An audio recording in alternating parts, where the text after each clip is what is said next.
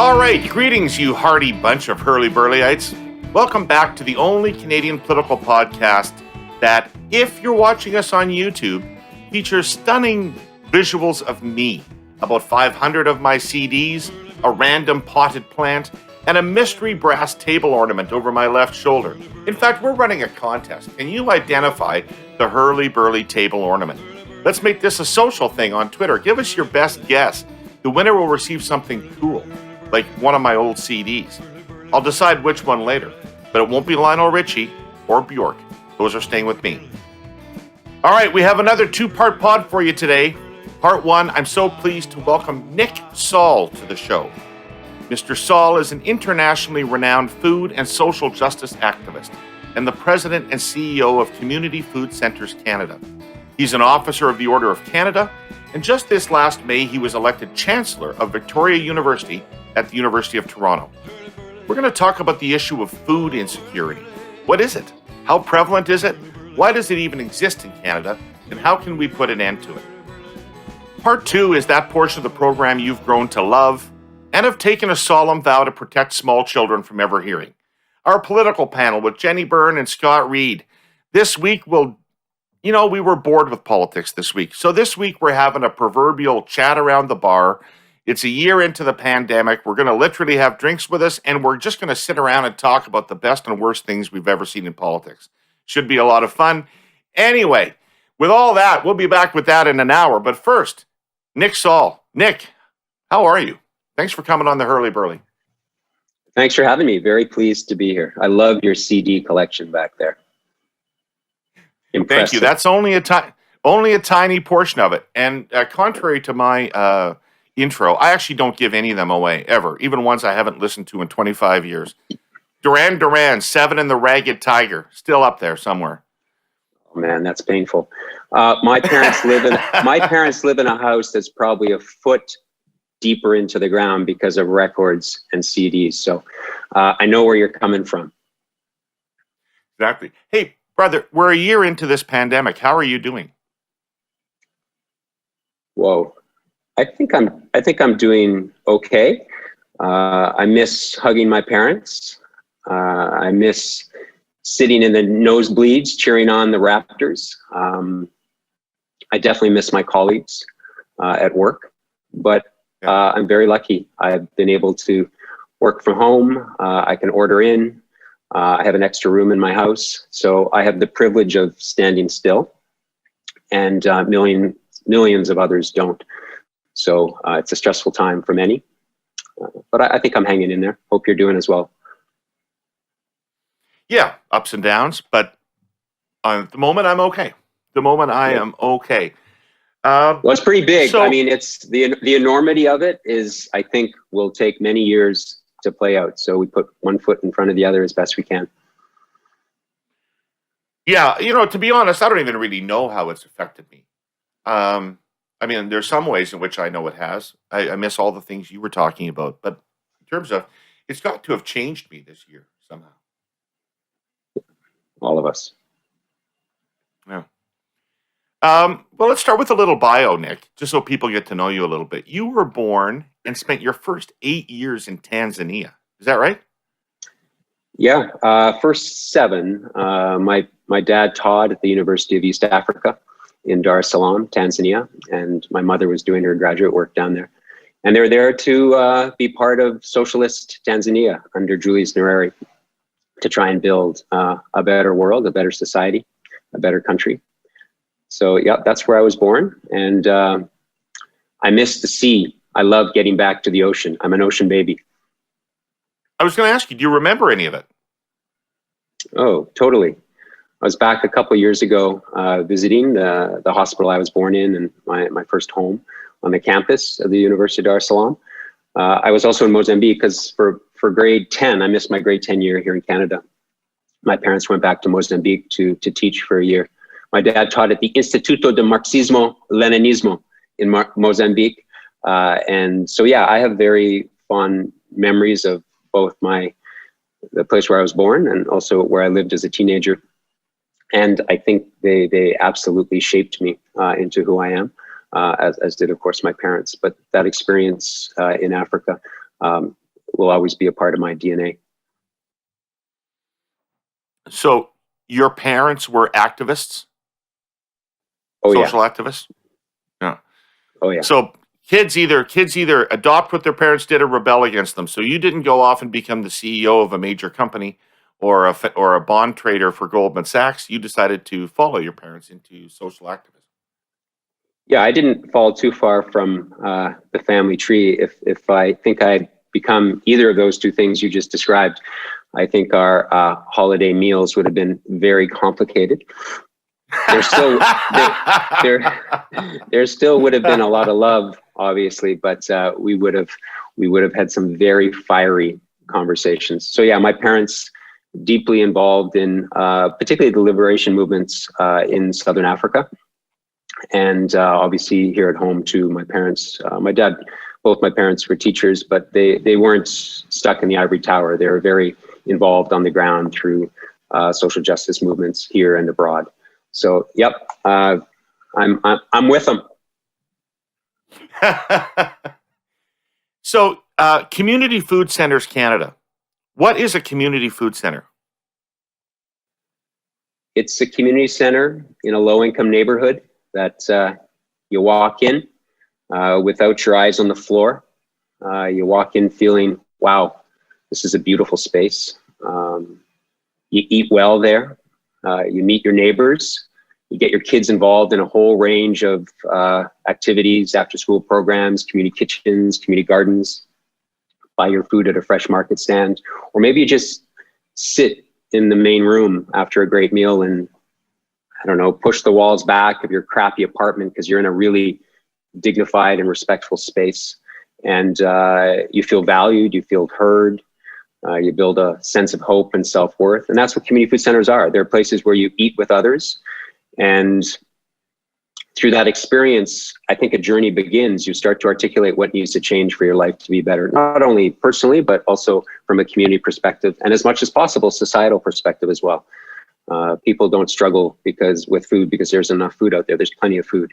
People don't have enough income to put food on the table. And I think it's really important that we create spaces that are generous and respectful, but where people can also come together to talk about what needs to change. And that's what community food centers are, and that's what they do.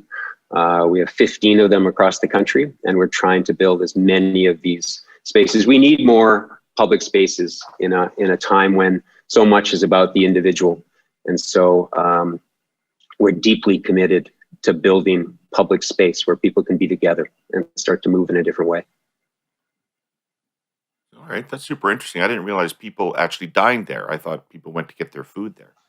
Oh, no. These are community centers where you walk in and you meet others, and they're well staffed, and you start anew. What kind of people come? You name it. All sorts of demographics, but united by the fact that people don't have enough income to make ends meet. So the first instance, you're there probably because you need to eat. But once you've eaten, there's a whole range of issues that you can get involved in, and to feed your soul and to be part of change. I think no one wants to be poor. Poverty is not a character flaw or a lifestyle choice or about poor budgeting. Poverty is related to low minimum wages, inadequate social assistance rates, expensive housing, mental health, addiction, a whole range of issues. And so people will walk in and need some food, but stay because they feel kindness, they feel respect, they feel heard, and they start to have a sense of agency in their own lives, and that they contribute to something better. And that's why they're successful. That's why we're building so many of them. Every community should have a place where people come together to eat, laugh, feel joyful, and articulate the kind of changes that need to happen in our society for their lives to be better. You said you like to talk to them or have conversations about what needs to change. Mm-hmm. Do you find, frankly, that the people that are coming to the centers are interested in politics? Maybe not right off the get-go. I mean, I think our world is built on relationships, And community food centers are not about transactions. They're about building meaningful relationships with people. And once you give space for people to talk and you genuinely listen, people have a lot to say about their lives. And I think most importantly, they start to realize that in the instance of poverty, that it isn't their fault, that there are larger systems at play. And I think our work in part is to connect those people to changing those systems. So a bunch of people in a drop-in program might have an issue around housing that's quite similar. And together we start to say, hey, well, you've got that same issue, you've got that issue. Why don't we work together to actually push for more affordable housing, or to ensure that your landlord is improving the quality of your public housing? So I think you got to start small, and slowly but surely people together start to realize their power together. And I think Community Food Centers Canada, the movement we're building across the country, is this marriage of very respectful frontline programming, as I've just described, growing, cooking, sharing, and advocating. And it marries this real commitment to advocating for change. Because ultimately people want a good life. People want to be valued and respected. People want to put food on the table for their kids. People have all sorts of hopes and dreams. And we need to acknowledge that and create systems that allow people to chase those dreams down and realize them.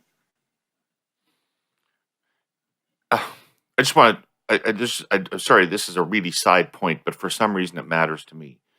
Do they have any faith in the political system to potentially improve their lot? Do they think it matters who the government is?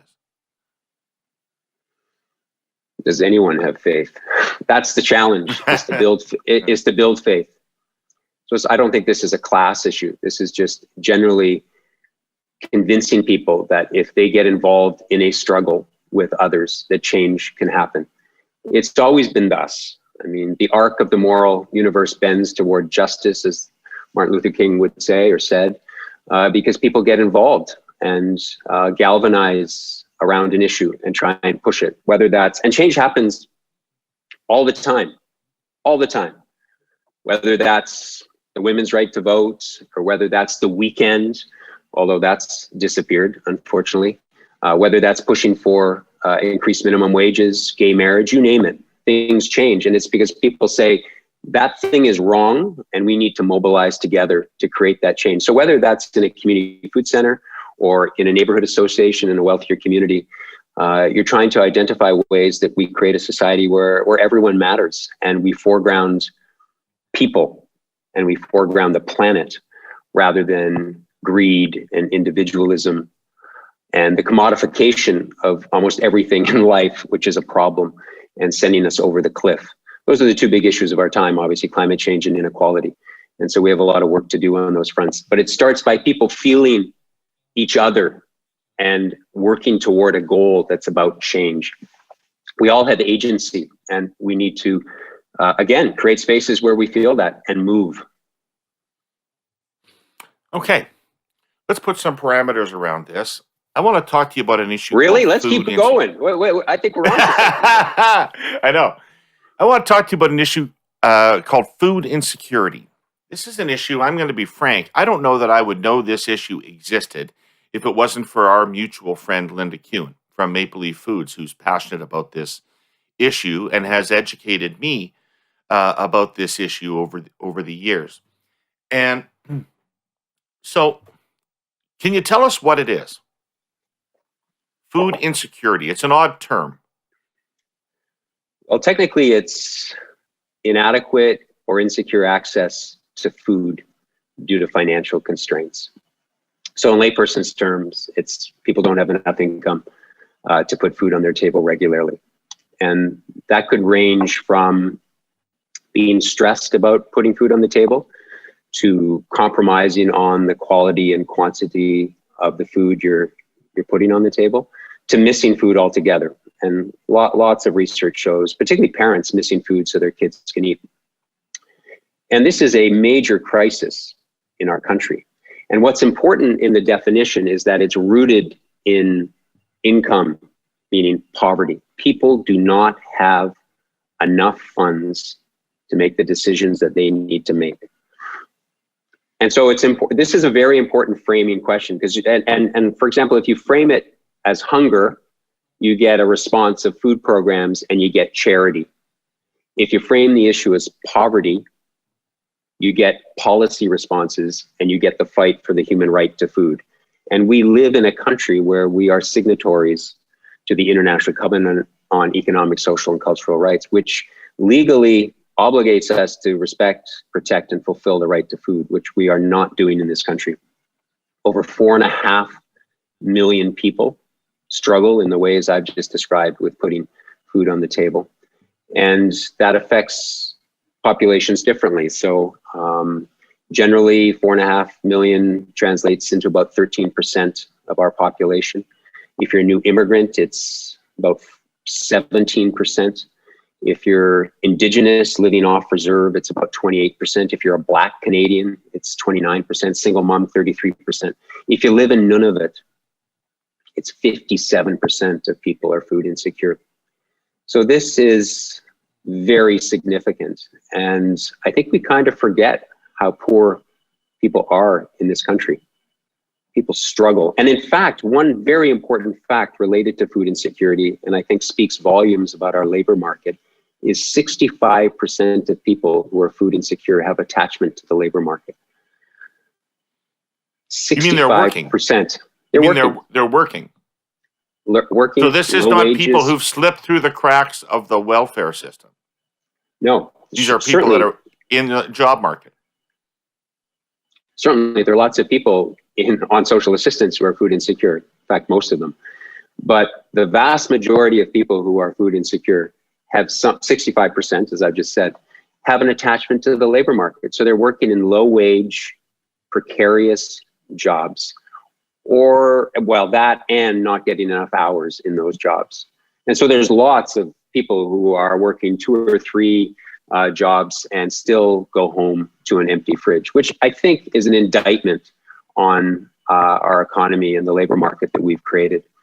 And the importance of not only thinking about food insecurity as an issue related to government, which it is, and we can talk about that, but it's also related to our labor market and the way it produces time and again extraordinarily vulnerable, low-paying jobs without enough benefits.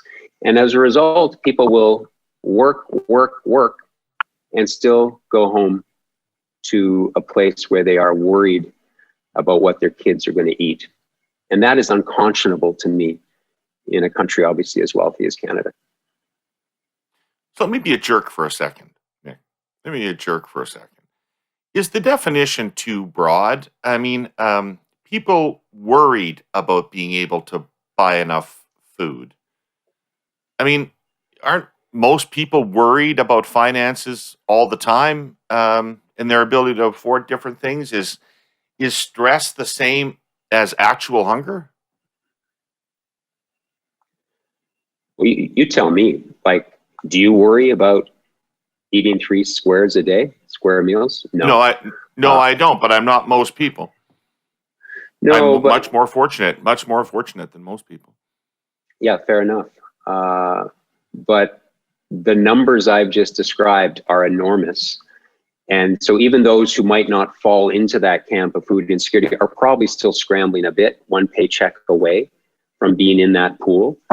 And so I don't know, it doesn't matter to me how you slice that. The fact that we have that many people who are either worried, compromising on the quality, quantity, or going without should shock, I hope, all of your listeners and shock them into action in some way. And so, like, it's easy for those numbers to careen by you and not really just stop a moment. It's not just a lack of food. It's about deteriorating mental and physical health. It's about family breakdown.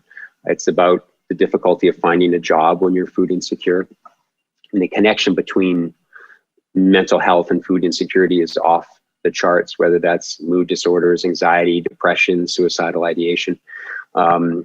If you're food insecure, I think we spend about 121% more on healthcare costs than someone who isn't food insecure. So there are massive implications for this. But let me be really clear, because the numbers can I don't know, maybe paralyze you and go, oh my God, that's such a big issue, or they just skate by you. And so, the stories that we see and hear on the front lines of this crisis go like this. I'm living in a mold infested basement apartment and I can't have anyone over for a meal or dinner because I don't have food.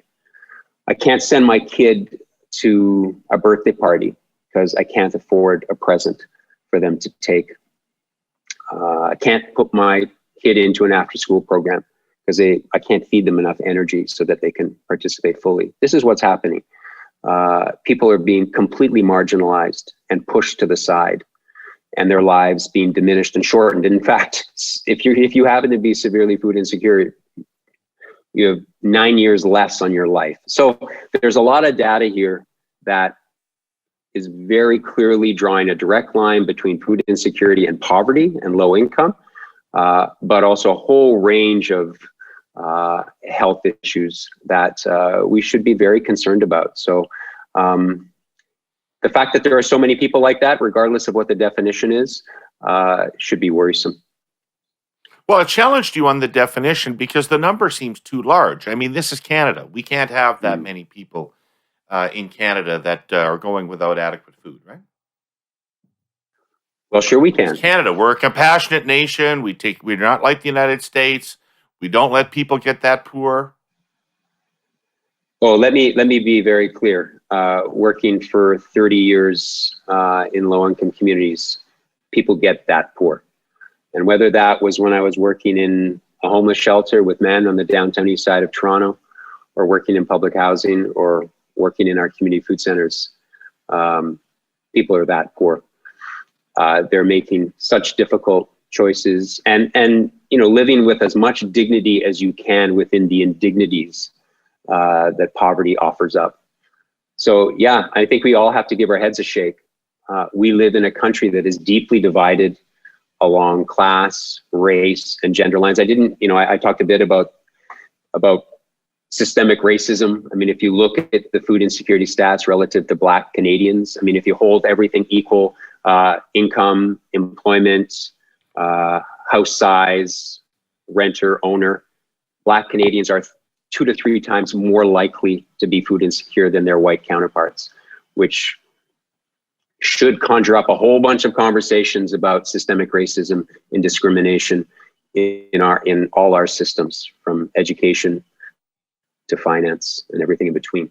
So yeah, we have a problem in this, quote, kind, caring, and compassionate country of ours, and change can happen. As I started this conversation, of course, we need to name it, track it, and then together say that that's not acceptable. And what are we going to do about it? I worked on hundreds, probably thousands of files during my 25 years with Paul Martin. Files is a catch-all term, fits most of the time. But in some cases, it trivializes an issue that's fundamentally important to the country. Bringing equal opportunity to Canada's Indigenous people is one of those cases. It's not a file to be worked on, it's a right. Paul focused so much of his political career on it. Our presenting sponsor, TELUS, shares this commitment to bettering the lives of Indigenous people through the power of digital connectivity. Working in partnership with Indigenous governments, TELUS services 178 Indigenous communities in BC, Alberta, and Quebec. 56 of those communities are connected to TELUS Pure Fibre, as well as an additional 87 reserves, treaty lands, and self-governed lands. The TELUS Pure Fibre 5G network of the future will increase wireless capacity and speeds while laying the groundwork for advancements in emerging tech sectors, healthcare, agriculture, and more. In British Columbia, TELUS has invested more than $25 million to date, but the real impact of this is about more than numbers. High-speed internet makes a huge difference when it comes to quality of life. The benefits include language revitalization, better, easier access to healthcare, economic development, and jobs. More jobs. My years with Paul taught me that none of this is easy work. There are barriers to overcome, and it takes the committed partnership of governments, federal, provincial, and Indigenous, working alongside private sector companies like TELUS to make anything real happen. But it's the right work, and it continues for TELUS. You can read more about it all in their Indigenous Connectivity Report at telus.com/Indigenous Connectivity. So, you used to run a food bank, a very prominent one called Stop, and you built it into something, a network of before you went off to do this community health center thing. So there are No, hold on. Let me stop thousands you, and David. 2 seconds.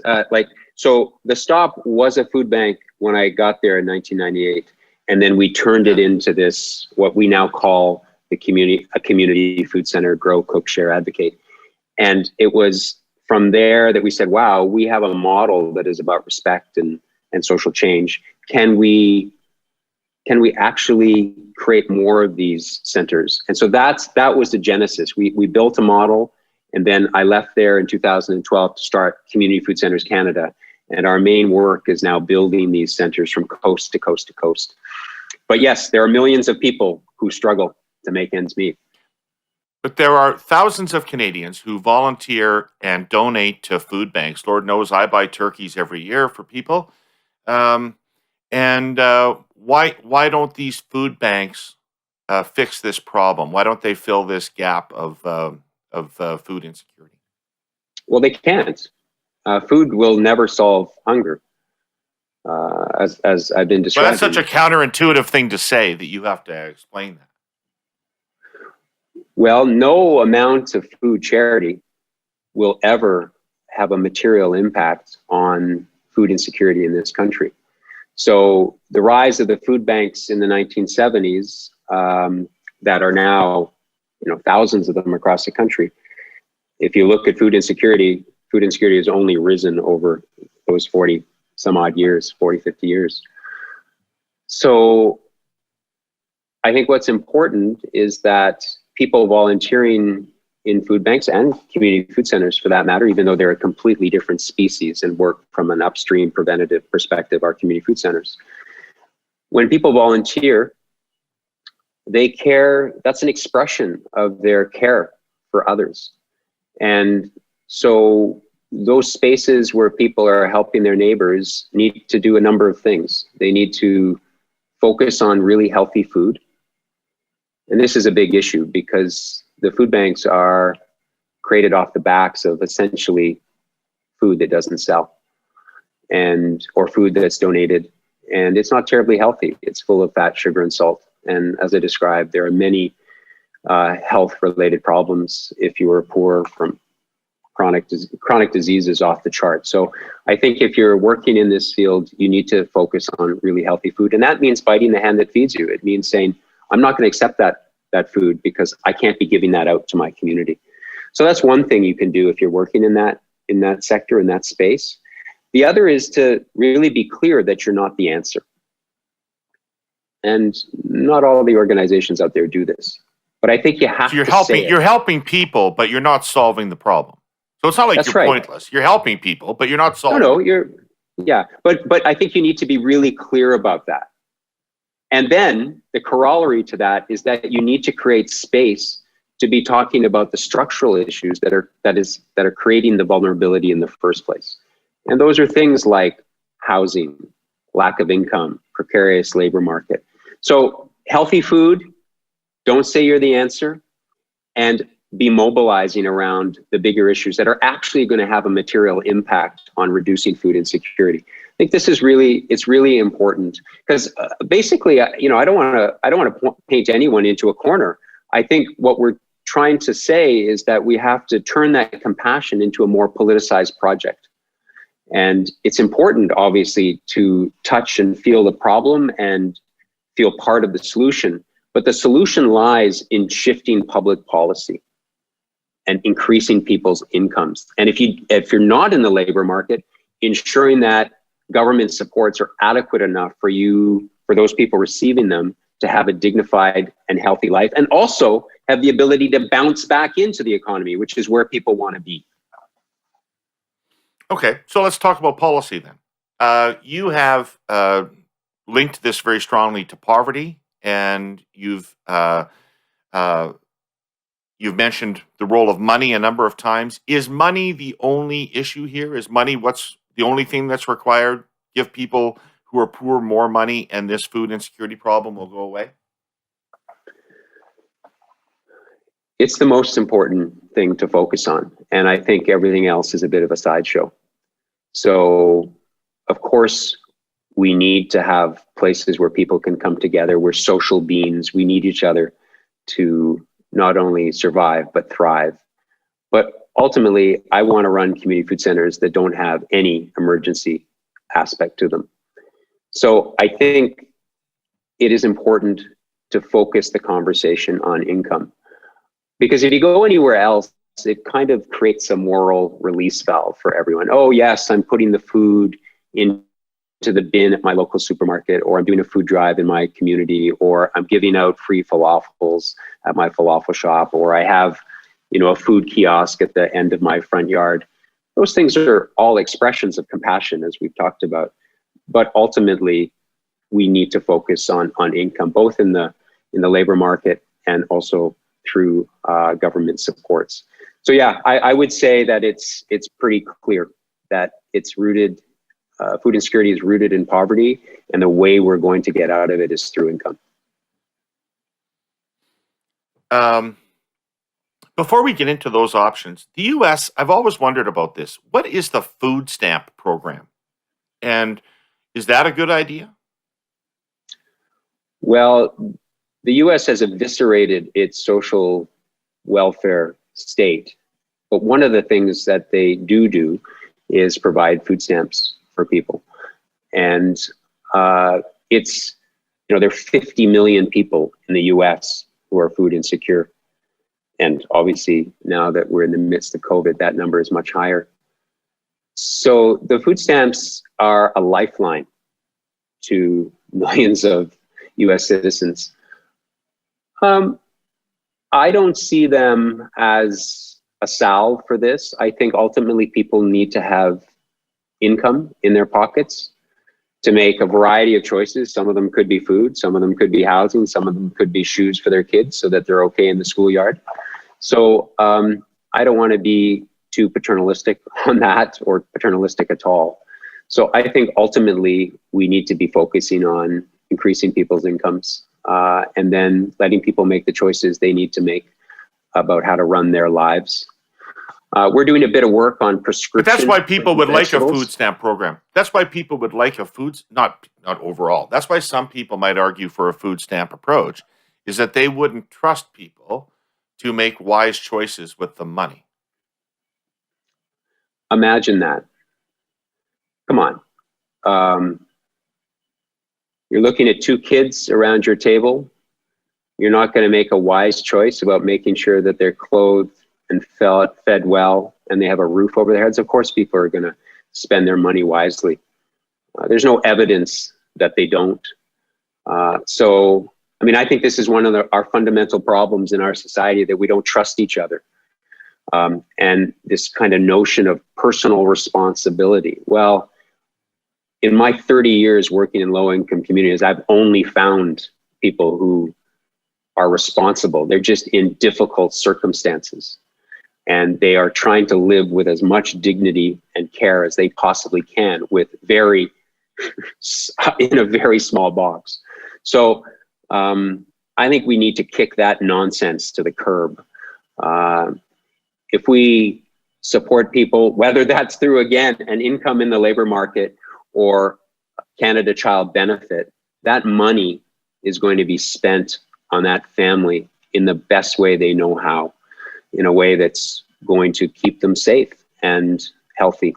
So, look, that's all I know and I've seen in all my years working in this space. And again, I started it. You telling me they're not going to buy a bottle of wine or a pack of cigarettes with that money? Is that a terrible thing? To buy a bottle of wine and a pack of smokes? If that's what they want to do with their money, but they're also going to buy groceries. They're also going to pay their rent. They're also going to take care of themselves. But I see no problem I don't smoke personally, but if someone wants to have a smoke, go for it. If someone wants to have a glass of wine, go for it. And, you know, why are we policing that? You want to see the mischievousness on the other side of the pay grade? There's a bit of mischievous there. So let's just assume that people are thoughtful, and people are going to do what's good for their families and themselves. And it's keeping a roof over your head, well-fed, clothes on your back, and yeah, some entertainment. We all need that. All right. So this takes me to, the answer to this is obvious. And everybody who's in social policy is talking about this. The answer is a basic income or a guaranteed annual income, is it not? To put a floor on, a ceiling on poverty, or a floor on income. That's the thing everybody's talking about these days. Kathleen Wynne had a pilot project on it in Ontario, seemed to be generating good results before it was canceled. Do you think that's the answer? Basic income? Well, I wish we had followed through on that Kathleen Wynne study on basic income. I think we would have gotten some really interesting results, and it was showing really impressive results. I'm a bit cautious about any one silver bullet. I think many strands make up a support system. So there's no question it's about income. There's no question that the fight, we're all unified, or at least many of us are unified on building an income floor that no one can fall below. How we get there is the question. I think we have some particularly at the federal level, some very effective programs. The Canada Child Benefit is an example of that.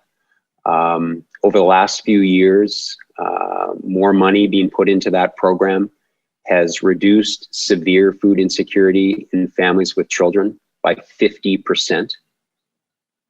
Clear correlation between income and reducing food insecurity.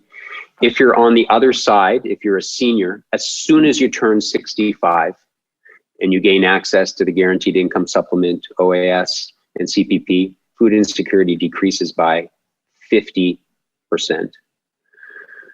The group that's really in trouble is in the middle, single working age adults, because of precarious employment and because of social assistance rates that are just horrendously low. So I think a lot of work has to be done there, and whether that's improving the Canada Worker Benefit or creating a new working age tax credit for single people, a refundable working age tax credit, which is something that we're working on right now to explore the cost of it, its implications. But all of that is leading to creating a floor that no one can fall below. And of course, the fight will be, what is that floor? I mean, the poverty rate in Canada for a single person is about $24,000. For two people, it's about 32, 34. And for a family of four, it's about 44, 45, wherever you are in Canada. So, you know, I would love to see that us at least get there and a bit more. But that's where the fight is going to be. And I think there's not only things that you can do through the Canada Child Benefit or the GIS, and obviously this working age tax credit, but there's a whole range of social wages that we need to be thinking about. I think of the Canada Housing Benefit, super important. The Liberals have announced that. It's coming out far too slow. We need to get that out the door to stabilize people in their housing. There's a lot of conversation about pharmacare. About 20% of people aren't covered by prescription drugs. They simply do not fill out their prescriptions because they can't afford them. So I really want to have that discussion about pharmacare. And of course, right now there's a lot of conversation, and I agree with all of it, around a really strong childcare program, national universal childcare program for this country. We spend about 0.5% of GDP on that, and the international standard is about 1%. So we have a lot of room to go there. And so that combination of focusing on income in the way I've just described in some of these important social programs, which cost money, don't get me wrong. They're not all going to happen. They're not all going to happen. That's true. Well, they might not happen all in our lifetime, David, but bring on Denmark. Bring on Denmark. I mean, the evidence is really clear that when we foreground people in our policy making and we reduce before the pandemic, social distancing was inequality. And the more you reduce social distancing, the better off our societies are from any measure: teen pregnancy, mental health, productivity. The countries that work on diminishing inequality, bringing people together, are the countries that do best. Not only that, when you do that work, it inoculates ourselves from future shocks that are coming. So COVID-19's arrival simply brought to light the deep divisions in our society that were already very much in place before COVID came along. So, yeah, they're not all going to be won overnight, but it's my job, it's your job, it's people who want to join in that movement to say, yeah, let's foreground people. And I think that we will all be better off, regardless of class, if we're making sure that we're taking care of each other. The evidence is really clear on this. So what are you alluding to there? What is a reason other than pure altruism why I would care about this? Because we're all connected. We're only as strong as our weakest link. Your best life is going to be when you're not stepping over a homeless person or worried about not being able to get healthcare because it's swamped with people who are really struggling and need it more than you. You want those systems to be there. And so I think we've, so many of us have been brought up on Maggie Thatcher's famous line, and we've lived through this for years, that there's no such thing as society. There are only individuals. And that is complete and utter nonsense. It's like when I'm driving somewhere and I'm behind a car, I remember being behind a car that said, no taxes. This dude was on a road that was built by taxes. If that person swerved off the road, our taxes would come and help him. And if he needed bigger help, they'd take him to a hospital where our taxes are at work. So, yeah, the way we equalize our society is by sharing our taxes, our collective wealth, to benefit as many people as possible. In fact, everyone should benefit from them. And, my mother has been struggling a bit with some health issues during this pandemic. And boy, the healthcare system is extraordinary. And if they gave me a bill at the end of my mom's treatments and said, zero, which it is, brought to you by the citizens of Ontario, citizens of Canada, that's what we should be seeing that everywhere. We already have it in education. I think food should be a public good. I mean, we can talk about what the ramifications of that are, but I mean, these are public goods. These are basic human rights that our tax system, our collective wealth should be sharing. And right now we live in an economy where, like, the top CEOs of the country earn 200 times more than the average worker. By lunchtime on January 1st, those top CEOs have earned more than the average worker will earn all year. That, in my mind, is not okay. It's not to say that you can't earn money. You have no idea how smart those people are. You can't make money. You have no idea how smart those people are. They're full value. Yeah. Okay. Yes, I'm sure they're smart.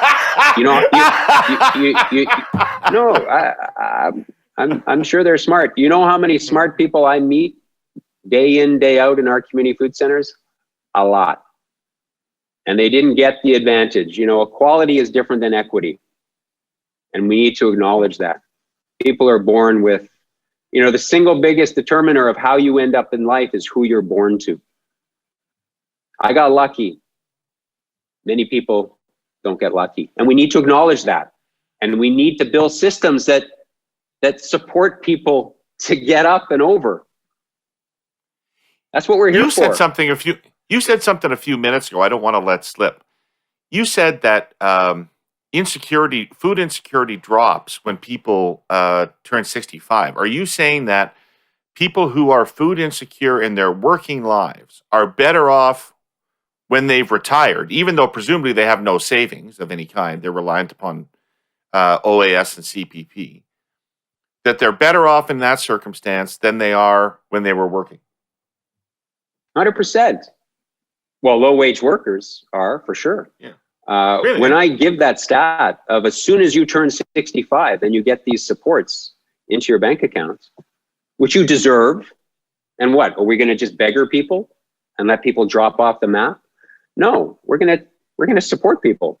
And one reason other than moral is that we're not gonna spend billions of dollars in our healthcare system to treat them. Let's support people up front. It's like, why wouldn't we put someone in a home rather than have them on the street? It's nonsense. It's crazy making when I see that stuff. It is, from a pure cost benefit, leave aside rights and morals, it makes more sense to take care of people. So yeah, as soon as you become a senior citizen, if you were a low wage worker or you were on social assistance, your life improves. That's a good thing. That is a good thing. Yeah, but it's an interesting argument about basic income. So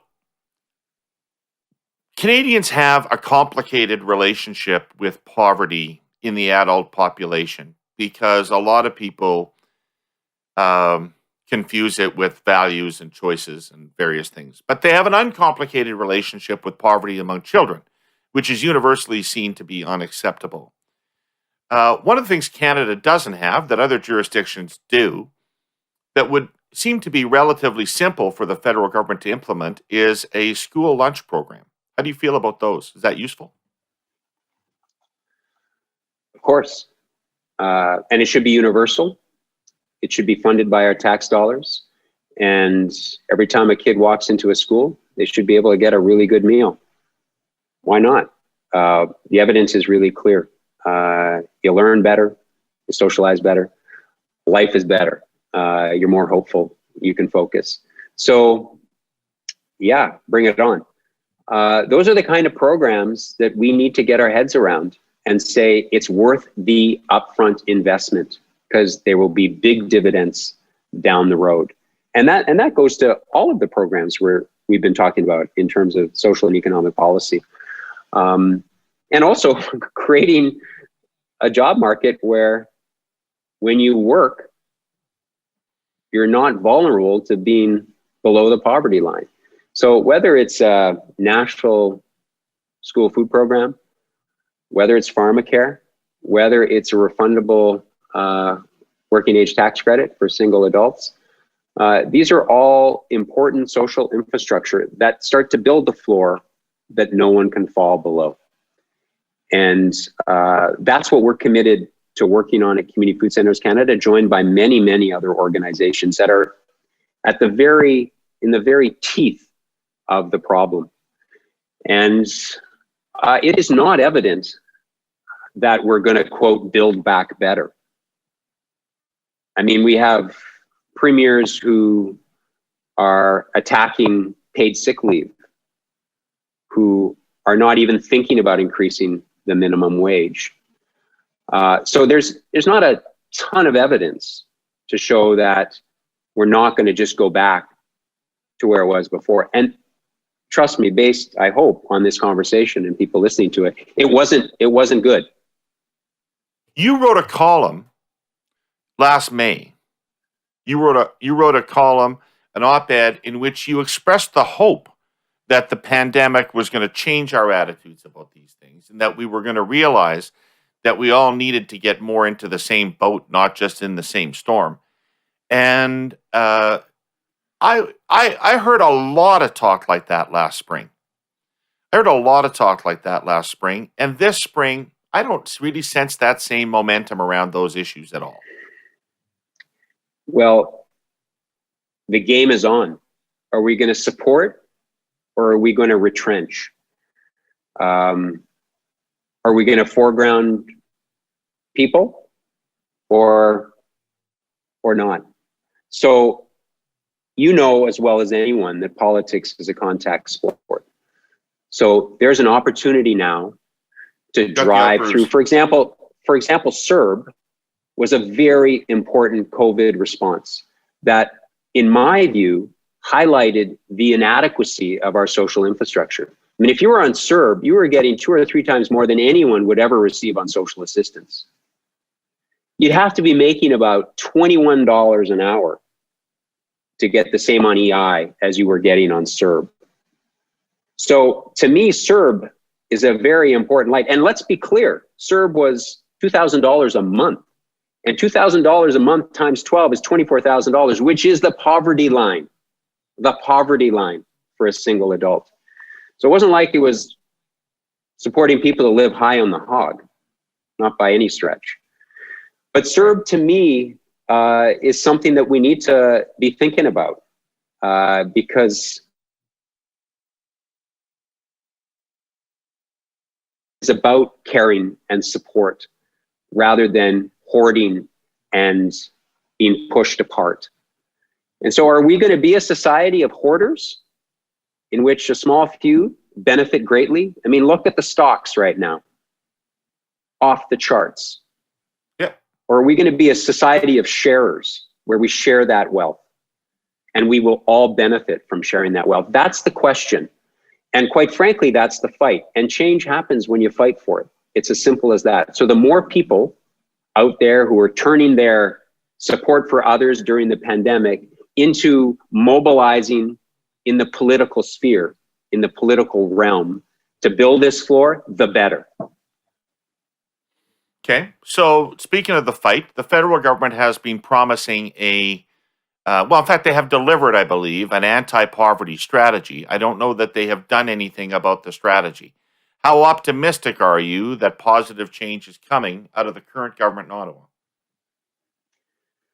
Well, to me, I'm more optimistic with the current government in Ottawa than others. I mean, if you look at their throne speech, food insecurity makes it in there, childcare makes it in there, pharmacare, a lot of the things that we're talking about are there, but that's rhetoric. So, I mean, I think this is where what I've been talking about in the last 5-10 minutes around agency and us continuing to push and press and create oxygen, in fact, for politicians to move on these issues because they need to be pushed. And so, I'm always optimistic, I'll be frank. I'm always hopeful because I've been involved in lots of struggles where it's been clear that if you do push and you do it strategically and you bring together politicians, bureaucrats, and a very strong civil society that's making a lot of noise, that you can move things in a positive direction. You can bend that arc of the moral universe toward justice, as we spoke about earlier. So to me, I'm ever hopeful that we're going to get to the kinds of policies that I've been talking about. And if we don't, it's not because we haven't worked hard enough, but we just got to keep pushing. And that's where I sit always, is articulate the need, foreground the voices of people who are most affected, acknowledge that we have deep divisions in our society, but we can overcome them if we care for each other. And not just care, not just be kind, but actually translate that kindness into public policy that supports people to live well. Okay. So we have blown through an hour. It's amazing how quickly the time's gone in this conversation, Nick. And if anybody out there listening has been moved by this conversation to want to contribute and help your fight, what should they do? Well, I'd really encourage people to go to beyondhunger.ca, www.beyondhunger.ca. It's a report we brought out in the fall that articulates many of the issues and themes we've been talking about here. And it also gives you an opportunity, there's a call to action, and that's to contact your MP. You know, we kind of vote them in and we forget about them, and then we vote for them or don't vote for them again, or maybe not vote at all. And that's not the way it works. And so beyondhunger.ca, you'll learn a lot about the issues we've been talking about, but also it'll say, join us, we need you. And whether it's food insecurity or housing or whatever it might be, there is something out there for you. And so you got to figure out what's inside you, what you want to move the dial on. And I guarantee you there's an outlet for you. And you'll find brothers and sisters who are working on those issues. And collectively, as we've said, you'll bend it in a better direction. Well, thanks for that. I mean, genuinely, thank you for that lift, because I find it increasingly easy for me to slip into cynicism and fatalism about these kinds of things. And so your belief that it's still possible to make positive change like that is it's welcome. Thank you. Thank you for having me. And it can be done, and it needs to be done urgently, and it never happens fast enough, and it's never linear. There are ups and downs, but change happens all the time, and we're part of making that change. So thanks for giving me the opportunity to talk about it. No, thank you very much for being on. And when this pandemic's all over, maybe we can get together and compare record collections. I love that. Yeah. All right. Take care, Nick. Thanks for doing this. Thanks so much. All right. Tuesday morning, 9:30. Gotta be Scott Reid and Jenni Byrne. Hello, how are you?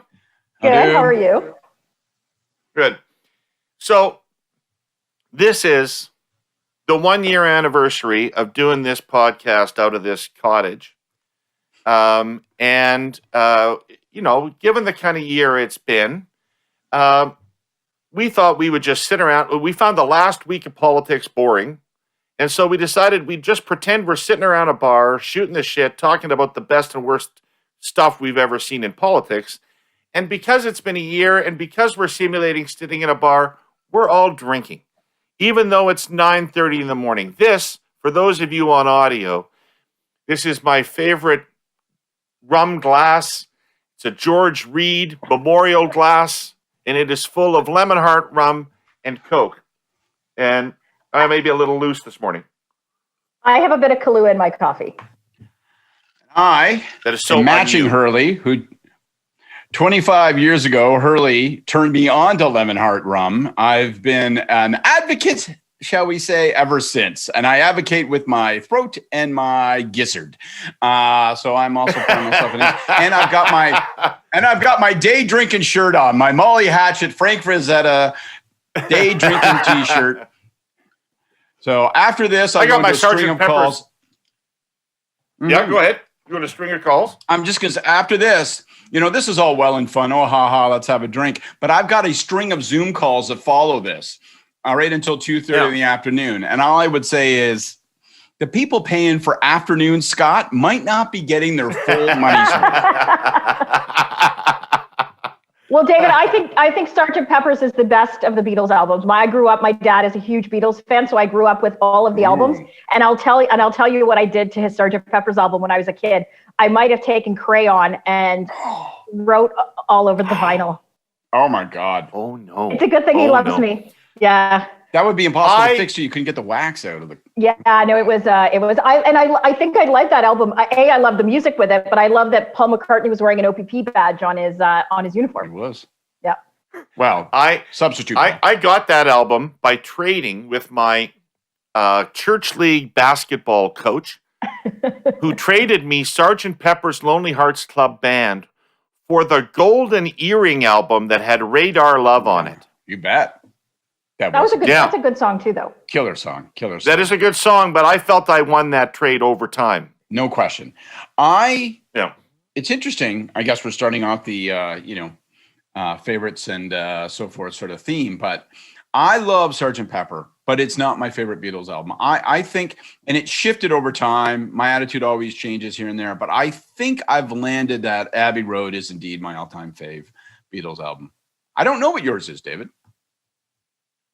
What is it? Abbey Road would be a very, very, very strong contender if it didn't have Maxwell's Silver Hammer on it, which I consider to be an abomination of a Beatles tune. It's a fantastic tune. It foreshadowed the worst of McCartney's solo stuff, I think. Exactly, it sure did. And I love all of that. This to Susie, Heather and Dawn. I love bad McCartney. All right, so before we get to it, I've got to read an ad from our sponsor, CN. So give me a minute, and I'll be right back with you. Hey, home of our buddy Cyrus Reporter. Well, let's look at that then, if we will. Hold on a second here. All right.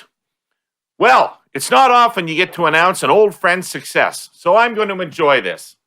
Cyrus Reporter has been named Vice President of Government Relations and Regulatory Affairs for our sponsor, CN.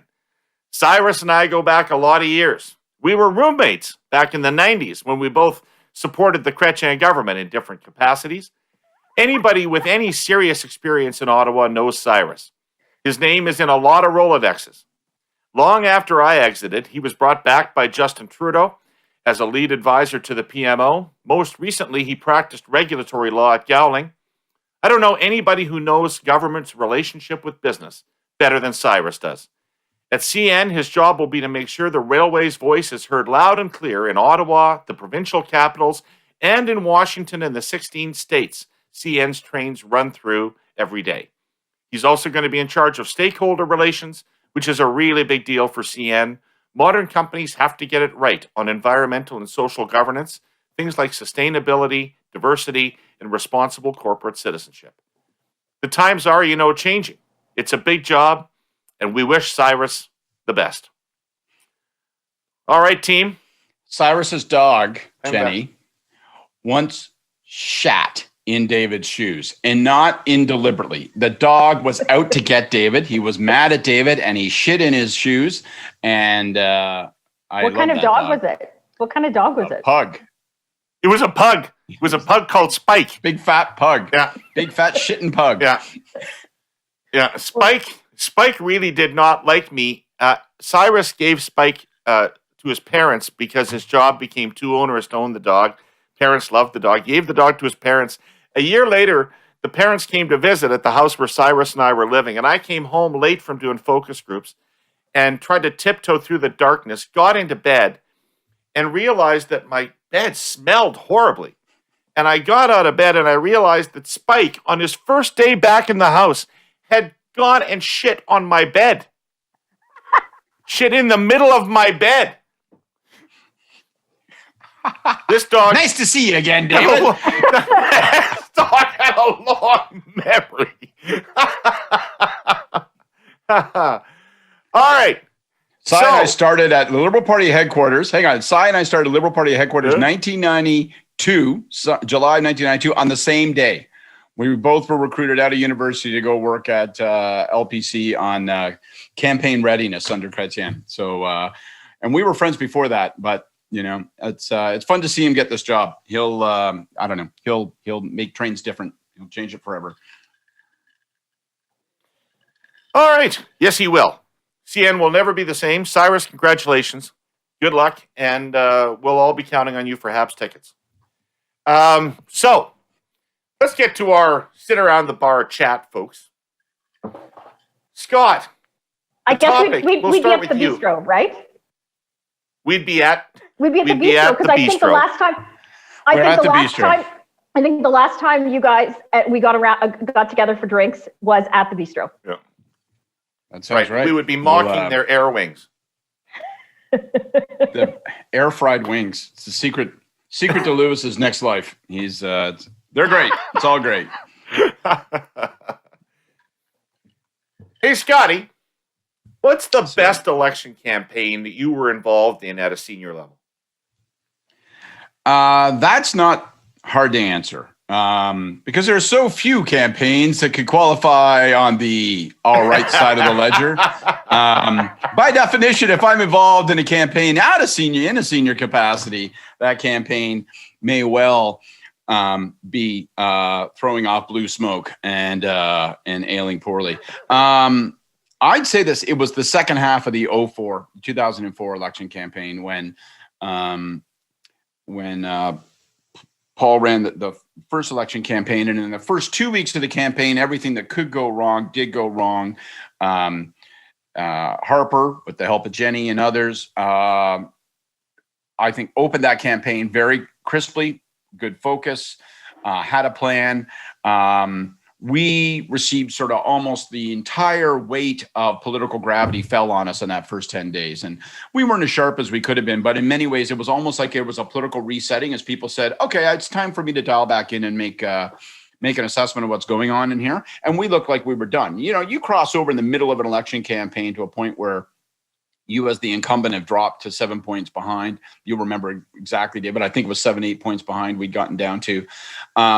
You figure it's curtains. Like, this thing isn't coming back. We've been in government for 11, 12 years. We're suddenly trailing mid-campaign by 7 points. We're not. This is how the end arrives. And so the second half of the campaign, directed heavily by yourself. We managed to take a little bit of good luck. Ralph Klein talking about healthcare, gave ourselves 4, 5, 6, 7 straight days. A little bit of good luck in terms of some mistakes made by some of the caucus members and others under Harper.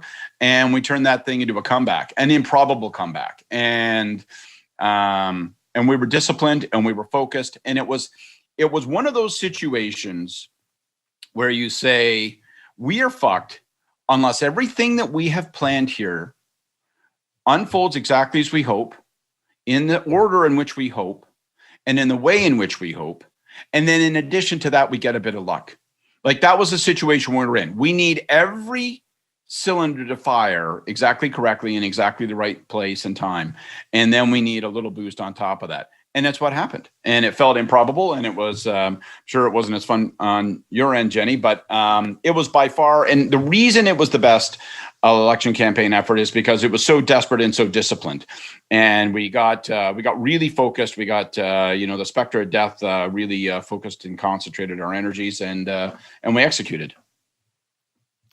It's so interesting that you would cite that, Scott, because that would be my answer to the worst campaign that I was involved in at a senior level.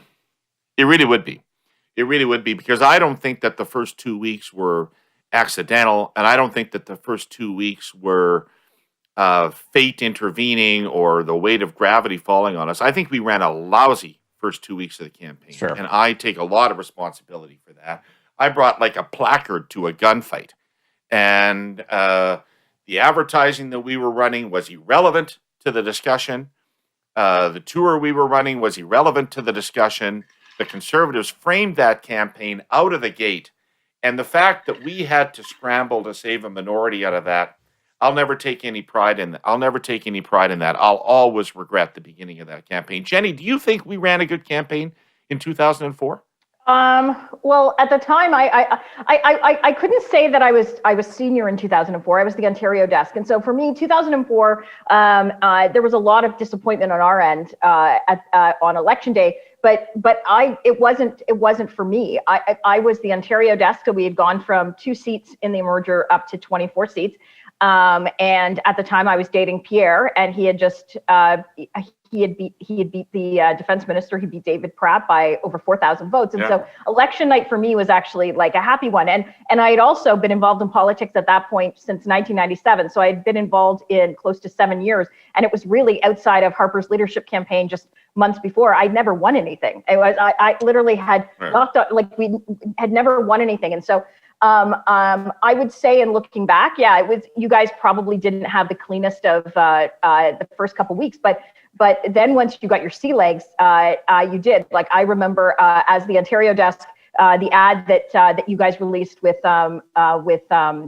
Mulroney and Harris, that hurt at the doors. That hurt. Like, that was like, before the polling numbers were, and I think I've said this before we were getting reports from the polling gurus about where we were going. I was going to, like, the senior people, the Tom Flanagans and the Doug Finleys, and going, the candidates are calling me and saying we're getting brutalized at the doors, and then a few days later it hit. So whatever you guys did to recalibrate, you guys, it worked, and we made mistakes as well. Scott's talked about caucus. I think he was probably talking about the Randy White comment, to heck with the courts.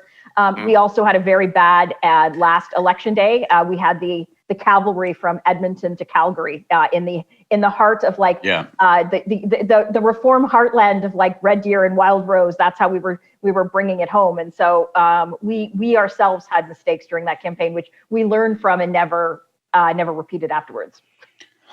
Jenni, when you and Pierre went on your first date, did he look across the table at you and say, "Are you having the chicken? Yes or no?" And then you go, "Well, I'm thinking about no. Yes or no?" Give me a clear answer. Just wondering. Don't want to probe. Don't want to be intrigued, but just curious. That's funny. Jenni, what's the best campaign you've been involved in? Well, I'd have to say my favorite campaign was 2011. Results do matter. I've had a lot of fun on campaigns that I haven't done as well at, and those are different kind of stories. But in terms of end results, 2011 was obviously the best campaign, the most fun campaign. It was interesting for me because, of course, it was the first campaign that I was running like solely. The buck stopped with me. So that had its challenges. Like I'm, but there were days that there were days that were not as fun as others. And so talking about dogs, and this is completely irrelevant, but I was thinking of Cyrus's dog. So my little dog Ty would come in and hang out at the war room. He was a little corgi. And I gave up carbs for Lent that year. And so my assistant Jamie would go out and get like all these snacks. Fucking Ed. And would go and get these snacks. And she'd get wasabi peas. And I came into the office one day, and her and I shared an office. And I came into the office one day, and Ty had eaten an entire container of wasabi peas. And I'm just going to say, dogs that eat wasabi peas, it's not a good thing. I'm just gonna end that there.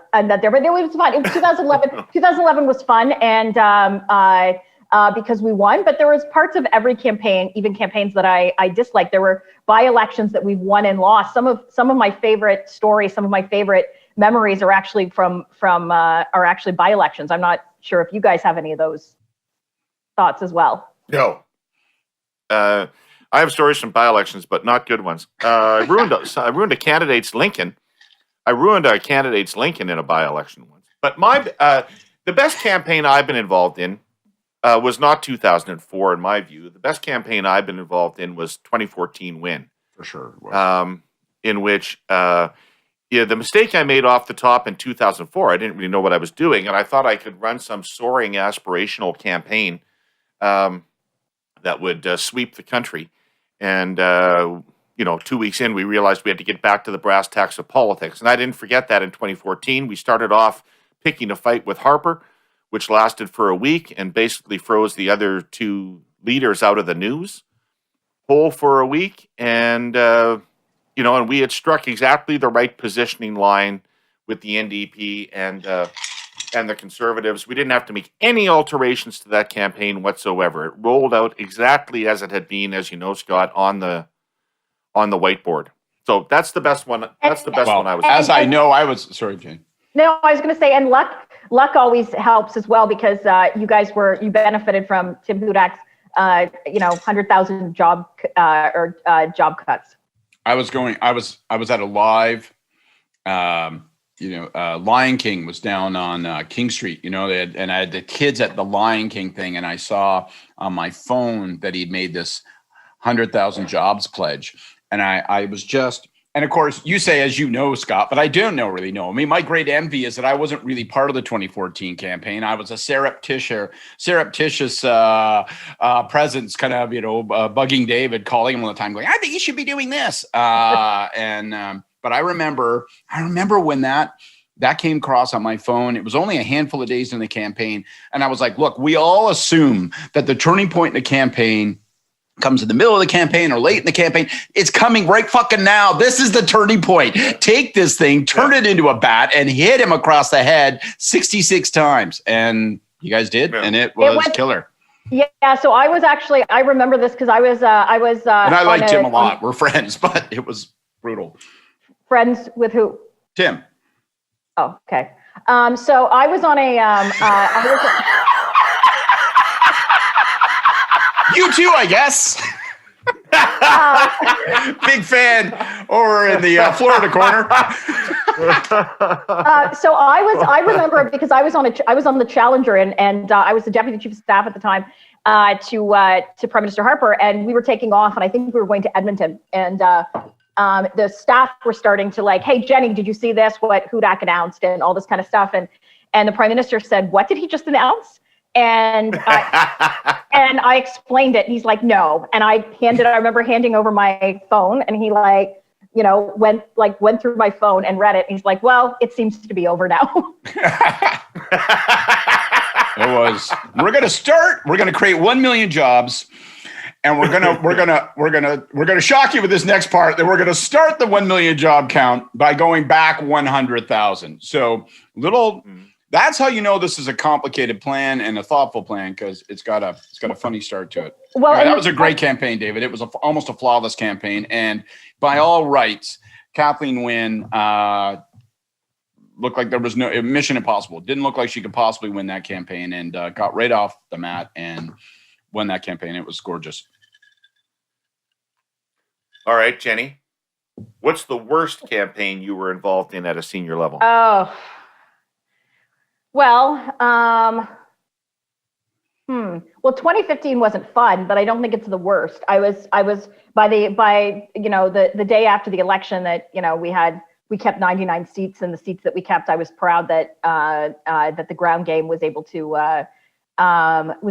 that. I think probably at a senior level, I would say the campaign that affected me the most, like from an emotional and a point of view, I actually wasn't senior, but it was the 2000 leadership race between Stockwell Day and Preston Manning, because I was so emotionally invested in Preston Manning. Like, he was the reason, I got involved in the Reform Party 3 years before, and it was unfathomable to me that he would lose. It was just, to me, he was the movement for me. And I told myself after that leadership race, I would never get emotionally invested in another leader after that. But I think that was that would have to be the most traumatizing one for me. Like, I remember, like, with 2 weeks left to go, and people are saying, well, Stock's going to win. And I'd go to bed every night and I'd say, nope, Preston is going to win, because there is no way in the universe that Preston Manning will not win. And I'd go to bed, and then he of course lost. And it was very, very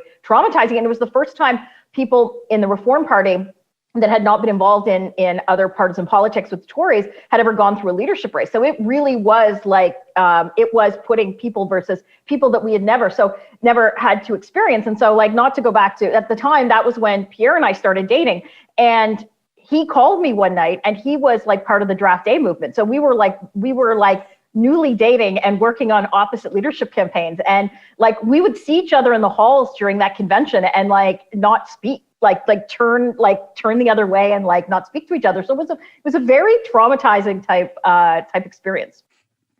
I remind you, Jenni, that you're under oath. Yes or no?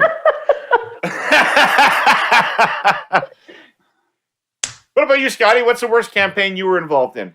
I have a wide menu of selections to choose from, but yeah. I'm going to say the 1995 Ontario provincial campaign, Lynn McLeod. Whoa, that's a doozy. Good one. The campaign that lost to the Common Sense Revolution and Mike Harris, who began the campaign in third place, ended up winning a majority government. And Lynn McLeod, I loved Lynn McLeod. She was a terrific lady, and it wasn't the worst campaign because it was poorly financed, or it was poorly structured. It had great, talented people. She was, she obviously did not hit the bullseye in terms of the electorate, but she was a wonderful, competent, decent person. And the failing of the campaign was that it wasn't really about anything. It was not about anything. We'd lost in 1990 in that terrible sort of quick called surprise snap election that David Peterson calls.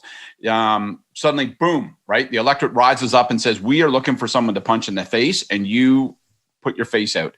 So they lose. And then you're leading in the polls in between elections. All that time, you think, okay, well, obviously Ray is going to be defeated as the NDP premier. We're the alternative.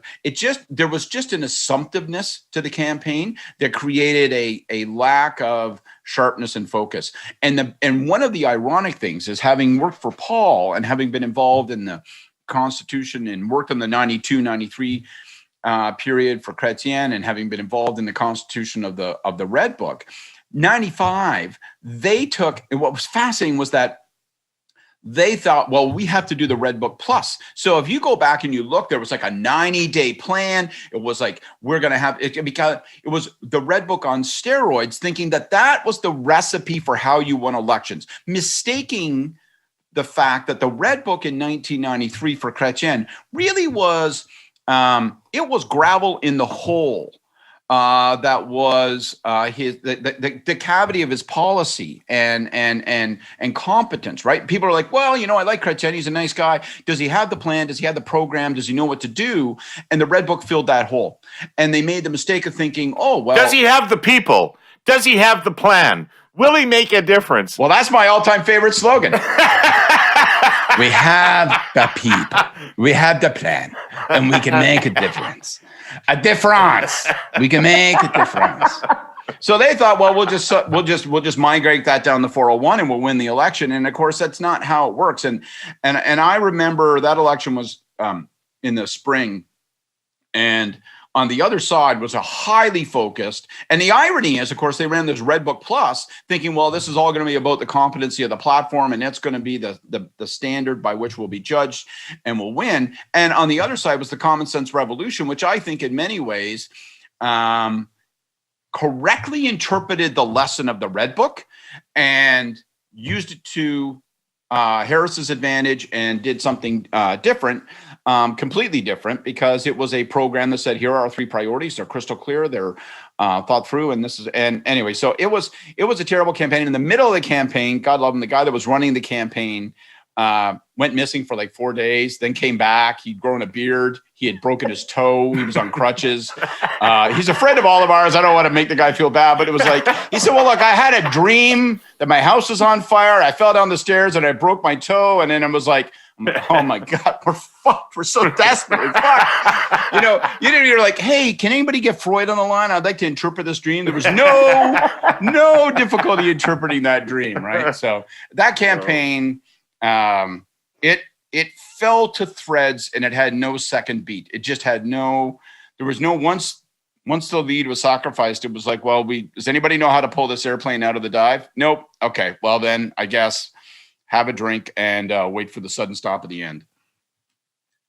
That's an interesting thing, because I could answer to this question, worst campaign I was involved in. I could answer either 04 or 06.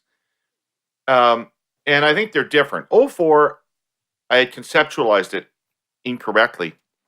I think 06, we had a great plan for the campaign. I have a much better plan for the campaign than in 04.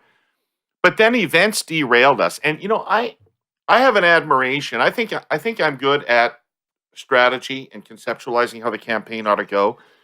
But I admire guys like Don Guy, who are good at managing a campaign and are good at reacting to things and are good at taking advantage of opportunities and parlaying. And I don't think that I've been as sharp at that and adjustments. And so we just got punched and punched and punched from Christmas on in 2006 by a variety of sources. And I don't think we ever found a way to land one back. No. And so, at the end of the day, you got to find a way to manage your way through that. Ken Dryden told me there's always a way to win. You just have to find it. So that makes me feel like a failure every night when I land. No, don't. Hard not to. Well, how about throw beer and popcorn on that fire? I mean, I don't think I've ever had a stretch in my adult life where I felt so unmoored. I didn't even feel that 5, 6, 7 days. I didn't feel like I could tender advice. I felt like I surrendered my ability to be heard. I wanted to crawl under a rock. Like it was just so you talk about sort of, I would, by contrast, I would say that one of the things I try to pride myself in is the tactical response, and saying, okay, we're in the moment. What do we do in reply to that? That's usually my strength. But I had so tarnished my coin with beer and popcorn, I couldn't even participate in the effort. Not in a fully functioning way. I was just a puddle of. Well, no one likes to be the story. No one likes to be the story. In 2015, I it was similar for me. I didn't have a beer and popcorn incident, but we obviously had internal problems in our campaign, and they became very public. And so, like for 5 straight days, I led the CTV news and was on the front page of the Toronto Star. And to your point, Scott, it's very hard going in and then trying to I think probably the most personally challenging work thing that I've ever done is to go in every morning and pretend that it's not me on the front page of the Toronto Star, and our campaign isn't blowing. Hey guys, no, nothing to see here. We're all like, what is it, chemical alley or whatever for like during the Gulf War. The tanks are not in Baghdad, and so it's really hard to go in and actually you take a deep breath and you're like, okay, well, I'm going to try to pretend that like the elephant in the room is not me, kind of thing. How do you command the room, right? It's like, well, we're supposed to listen to you? Not only mention, right? We spend all of our lives, right, sitting in rooms after people have left the press conference, and they come back and they go, okay, what have you? Well, you did this wrong, you did that wrong, Oh God, look at what they're saying, and then don't be such a suck, toughen up and all this sort of stuff. Then suddenly we're the news story. You're like, holy fuck, man, this is a crisis. This is a disaster area. You get a little taste of that medicine is. No, it's awful. Like for me, it was the only time I actually was really I was able to kind of keep a straight face. But my grandmother called me at on the Thursday, and she's just like, I'm just calling to see how you're doing. And so then you kind of realize it's already it's not just political people watching this. It's gotten to the point that my grandmother in Lindsay has realized that things aren't good. She was at least sincere. What about all the people in politics who call you and go, oh, Jenni, how are you doing? Oh, yeah. How's it going? And my stepfather rarely swears. I rarely swears. I remember him calling me in the middle of 2006 after beer and popcorn and going, I'd like to strangle that fat fuck, Mike Duffy. And I'm like, okay. This is penetrating with the public. I think people are hearing about this. It's kind of the mercury is rising. I am in trouble. No, but I'm sure you guys have found it too. It's in those moments, I always knew I had friends, and who your friends are, who, not enemies, but the people in your own team that aren't all that friendly, that kind of have a smile. I have none of those. I don't know what you're talking about. Have a smile. They're not going to stand between you and the wire fence. Yeah, and so one of the things though that did is it really, for me, on a personal level, it showed who my friends were and who weren't. And there's a lot of water under the bridge. It seems so weird. I speak to almost every single person that I worked on the 2015 campaign on, and it just seems so long ago and so much water under the bridge. Because you also share, regardless of internal fights or what have you, you share so many experiences with people, even if you disagree with them on certain things. There are only a handful of people, and I'm sure you guys have seen that, you guys feel the same way, that have the exact shared experiences, the same campaigns, the same relationships, that know the same people. And so you don't want to lose that, because there's only few people that you can have an inside joke with that will, you can say something that means nothing to anyone else, but if you say it to them, they burst out laughing because you have these shared experiences. Yeah. Hey, Jenni, what was the worst campaign anybody ran against you? Oh, I'd have to. What was the shittiest opponent you had? Listen, it's a toss up, but I would have to say Ignatieff ekes out Dion, but those two were really fucking bad. Why was Ignatieff worse than Dion? Well, he was just so not likable. I think I've said this before on the podcast. Michael Ignatieff reminded every woman of their first husband. He was loathsome. He repelled people. You would watch in groups, and women they were repelled by the look of him, how he spoke, all that kind of stuff. Dion was different. He hinged his whole campaign on the green shift, which was just so academic and not political. There had the green shift, the 2008 campaign had no retail appeal to anyone, which is what hurt them. So, but if I had to put the two together, I would say Ignatieff was by far the worst opponent.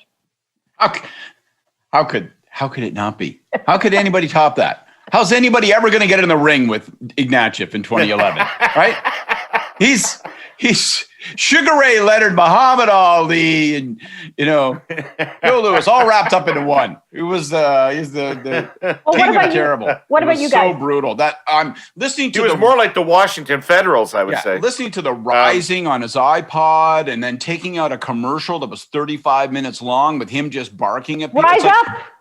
Yeah, rise up, and it's like, dude, like these town halls you're doing are not working. They're not affecting anything. You keep doing town halls. And it's like, I know the secret to success will be to take the town hall and to buy primetime television showing the town hall. And it's like, it actually was psychologically the whole key to the thing, in my view. It was so completely instructive because it's like, see, you're laboring under the impression that if people just saw more of you, they would like it. And the problem that you're not getting is that people see you fine and they don't like it.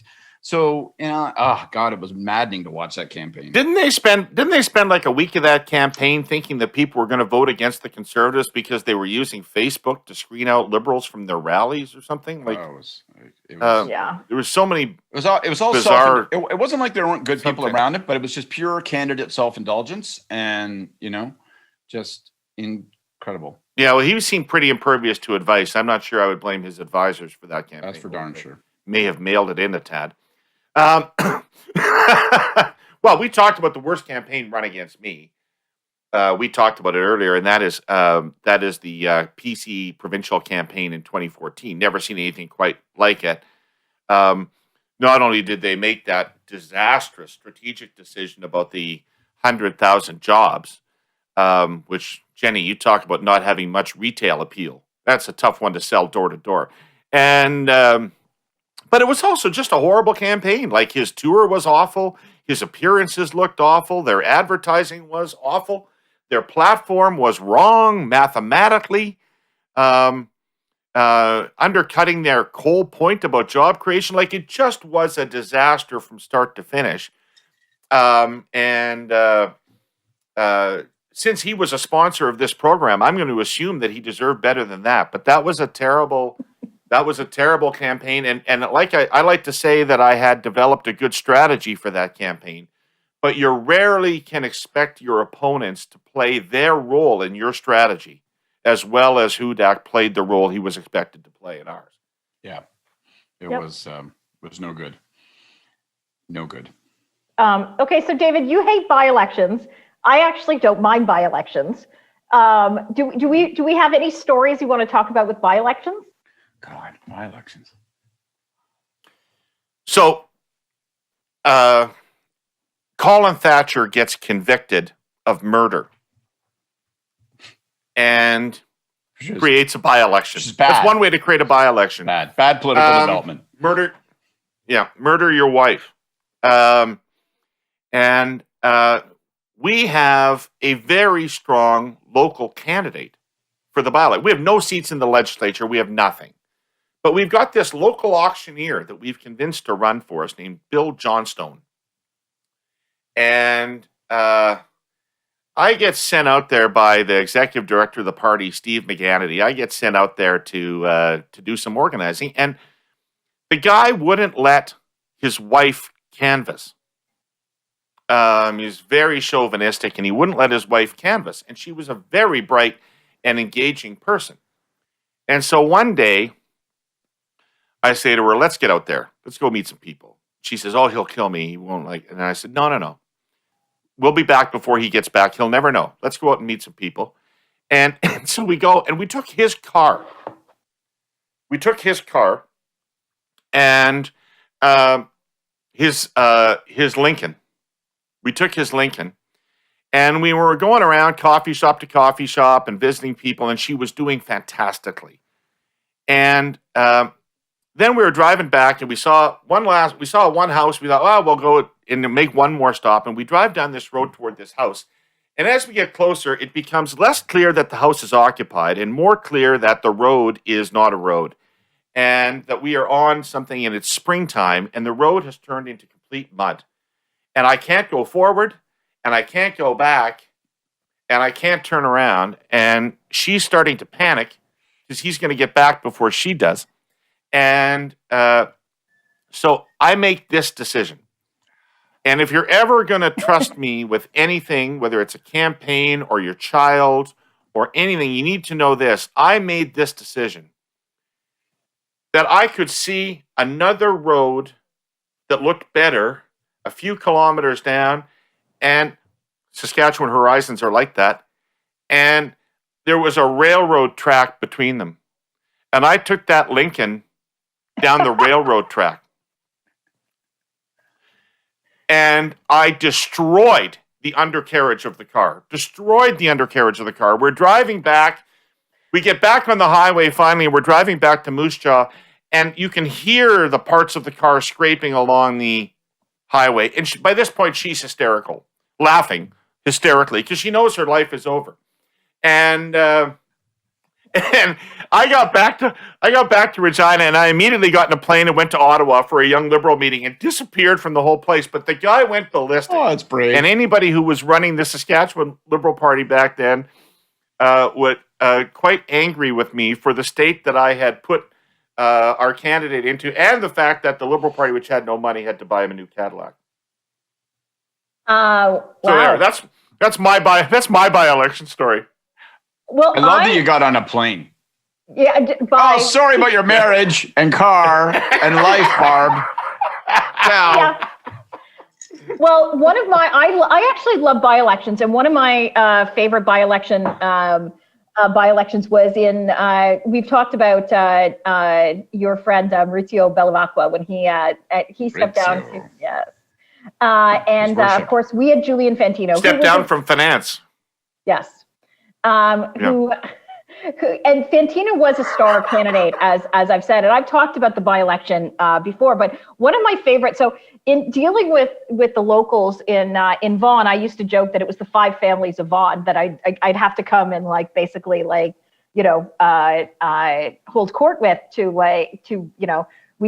we need you to raise money. We need you to do this. You need to do this. I felt like the Godfather music was playing in the background when I did this. So one day I had landed in Toronto. It was in the morning, and one of my former colleagues, a guy by the name of Matt Wolf, who actually works for Jason Kenney now, he was on the ground there, and he called me and he said, are you close? And I said, yeah, I'm just passing Canada's Wonderland. I'm going to be there. And he goes, well, we've got a bit of an incident here. And I was like, what do you mean an incident? And he's like, well, he goes, the cops are all here. And I'm like, what are you talking about? And he said, just anyways, and he hung up. And as I pull up, there was the CSIs of the York region are outside of this campaign office. And it was one of those buildings in, have I told this story before? I think I might have told you guys, but I'm not sure I told it here. And so it's one of those, it's one of those buildings in the middle of a strip mall. So it's it's in a parking lot. And I pull up, I have my cab, I get out of the cab, I've got my suitcase, and literally people in white the white outfits are dusting off things. And I go in, and the cops are like, sorry, ma'am, you can't. And one of Julian's campaign workers, who in a very stereotypical way is wearing a green Umbro tracksuit, he's like, oh, no, she's good. She can come in. And so I go under the yellow tape, and I'm like, so what's going on? And they're like, oh, we had our signs were stolen last night. And I'm like, what do you mean our signs were stolen last night? They were ripped off the building. And I said, okay. And he's like, well, it's bullshit, Jenni.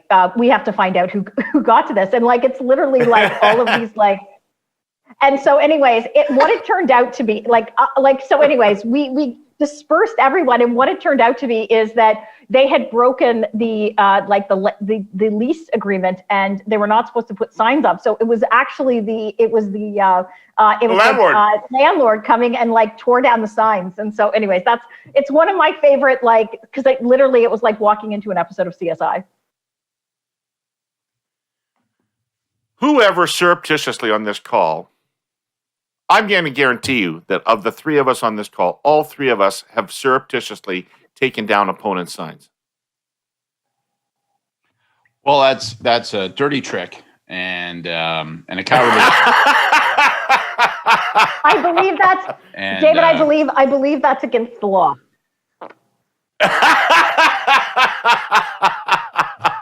And it definitely didn't happen with one of those cheap $3.99 styrofoam freezers that you can stick in the back of your car and drive around with. No, never. And never did I take literature off of like a doorstop and like stick it into like my jacket. Like never, because that's illegal as well. No, it's not like when you're door knocking. Not like when you're door knocking, you see the other candidate's leaflet in the mailbox. You don't touch that. You leave that there, right? You leave it there. I want people to be informed in their choice. And I'm confident that if they know all, exactly. they'll choose us. You don't shove it down the storm sewers and you don't throw it in the garbage pails. No. You just those are things you just don't do. Don't. It's against the law, as you said. Scott, did you have a mentor when you got involved in politics? Who would you say was a mentor of yours? When I say was a mentor, I would say that I didn't have an appointed mentor, but Huey O'Neill, who was a cabinet minister for David Peterson. Huey O'Neill was a guy in the riding what was then called Quinte in the Ontario legislature. Huey O'Neill started getting elected in 1975 as a Liberal, and that was impossible. Like that made no sense. That was United Empire Loyalist country. That was dyed-in-the-wool conservative country. That was the kind of place where people used to make the yellow dog joke. You could run a yellow dog as the conservative candidate and they would win. And Huey O'Neill won that riding starting in 1975, went all the way through until he decided to retire on his own terms. He was not felled by the 1990 sweep. I actually was his campaign manager, his local campaign manager in the summer of 1990. I couldn't find him on election day. Couldn't find him anywhere before cell phones. I wandered around. I found him in his swimming pool. He was like, brother, I'm not going out there to meet people. It is not fucking nice out there. We're not talking to people, right? I'm having a swim and we're going to go and then we're going to put this night behind us. But what I learned from Huey, which is down in the area where I grew up, Prince Edward County, Belleville area, Quinte area, like just that,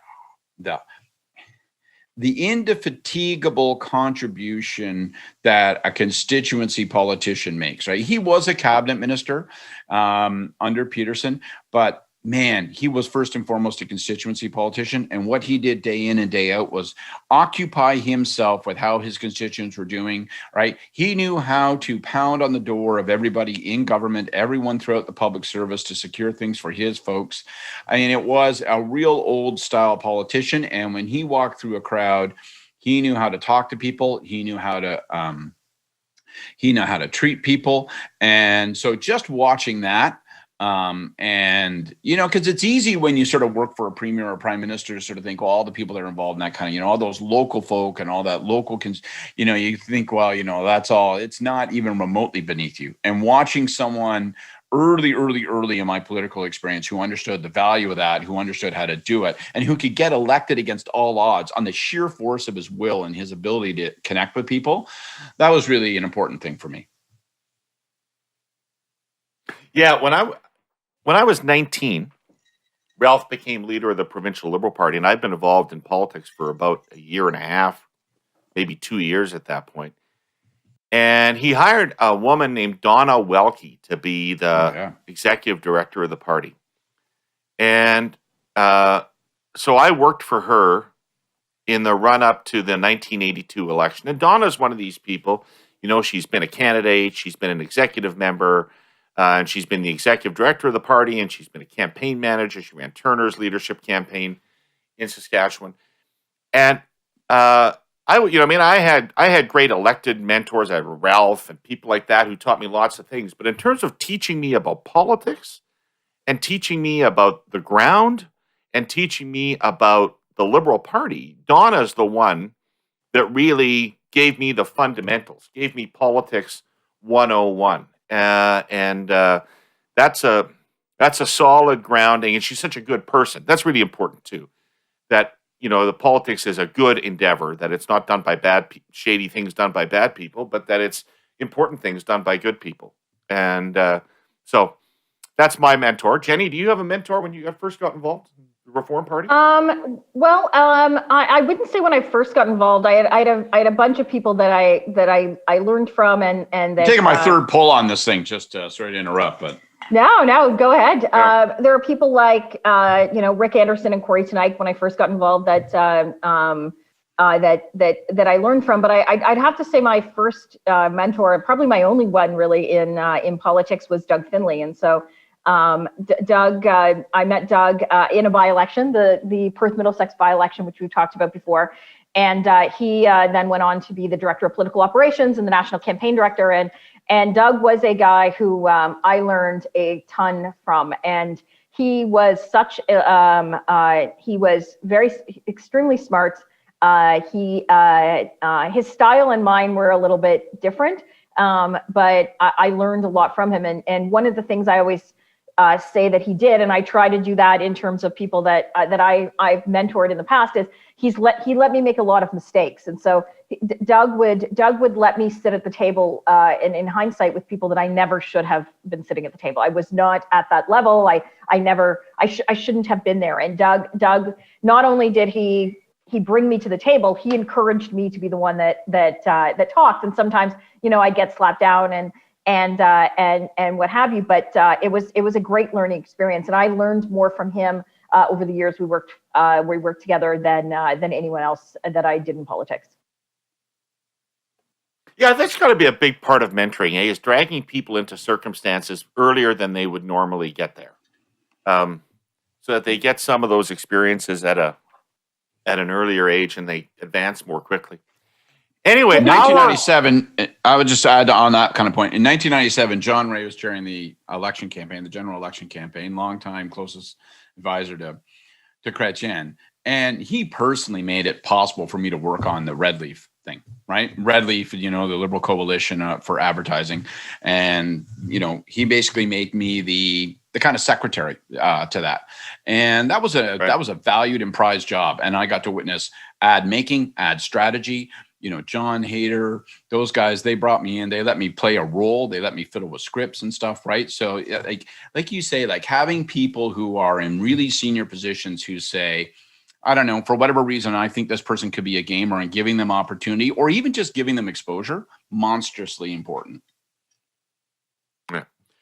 All right, folks, we are going to continue drinking, but we have to end the podcast now.